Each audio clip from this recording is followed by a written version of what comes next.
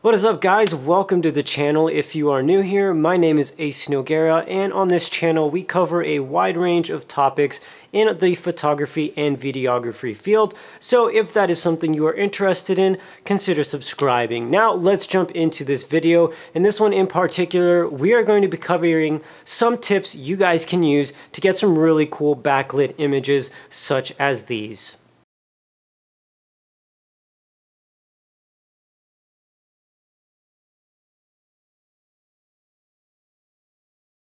Now there's a wide range of ways you can actually capture images against the sun, but one of the most popular and one that's really cool that you can get really creative with as well is shooting silhouettes. So essentially there's a few things you want to pay attention before you start going and shooting these types of photos.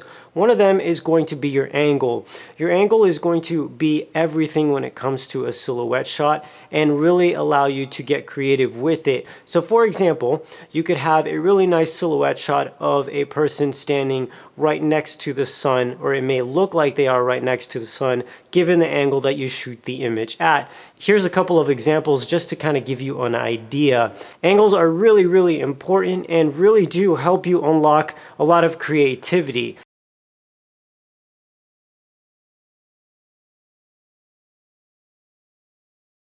Now, let's say you want to use a different technique and don't particularly want to shoot silhouettes. And let's say you want to shoot maybe a few images like this, where you have a subject and your subject is actually pretty well lit while still getting that nice rim light behind them from the sun. Now, to get a look like this, essentially you're going to have to create some sort of fill light to basically get some light on your subject to compensate with that of what's coming behind them. To do this, there are a few different ways. You could use a flash.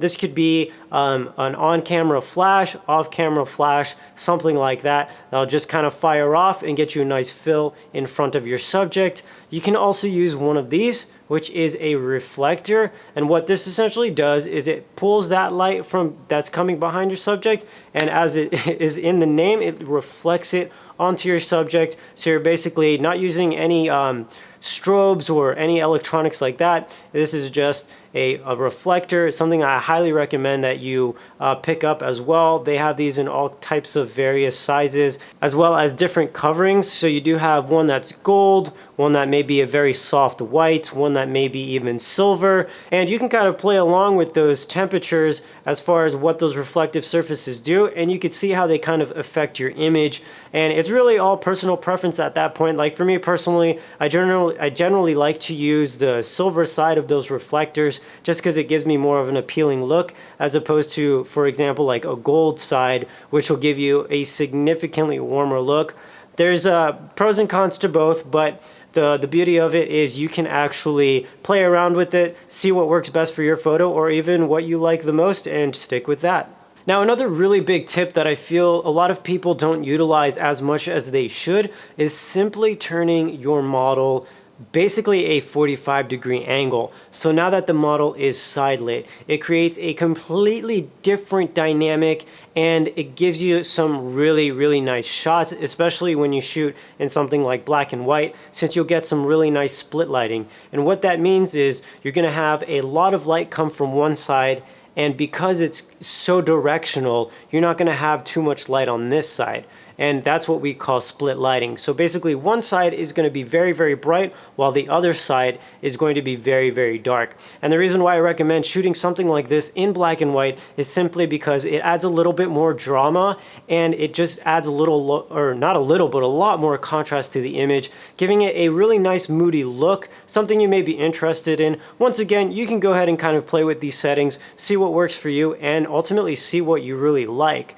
Now, actually, going back to that last tip of using a reflector, a lot of the times in those reflectors, you will have, once you take off all the covering, you will have what's called a diffuser. And what that is it's a very transparent white looking fabric, and if you hold that up against the light, it really diffuses it and makes it extremely soft. So going back to that example of split lighting, like let's say we have the sun coming from this angle, right? If we were to put that diffuser right here, instead of the sun coming and stopping kind of right here mid-face, giving me that split lighting, it would be so soft, it would start to wrap around my face, and it'll give you a really nice soft look, kind of like these examples here.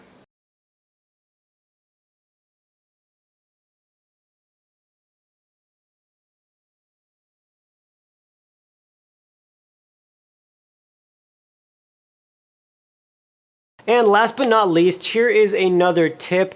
One that if you are shooting at a very low f-stop, say 1.4, and you want to get that really nice shallow depth of field, typically shooting into the sun at a low f-stop like that, that's going to allow a lot more light coming into the sensor, and maybe balancing your ISO and your shutter speed, you're still getting a bright image. You can throw a ND filter on the lens to kind of bring the exposure down a little bit. And what the ND does is essentially it stands for neutral density, and by putting one on your lens, essentially all it does is it darkens the image just a little bit. In situations like this, like if you want to shoot in a really low f-stop just to get that really nice background blur, naturally that is going to let a lot of light into the lens. So to kind of offset that, we put something in front of the lens, which in this case would be an ND filter, to basically bring it down a few stops of light, giving you a more balanced exposure.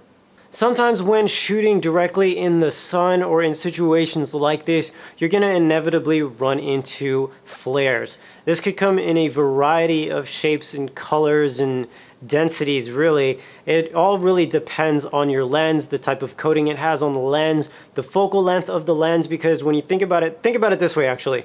If you are shooting with a very wide lens, the glass on the front of your lens is actually really curved. So when the sun hits it, you're going to have some really interesting flares coming into the sensor of your camera.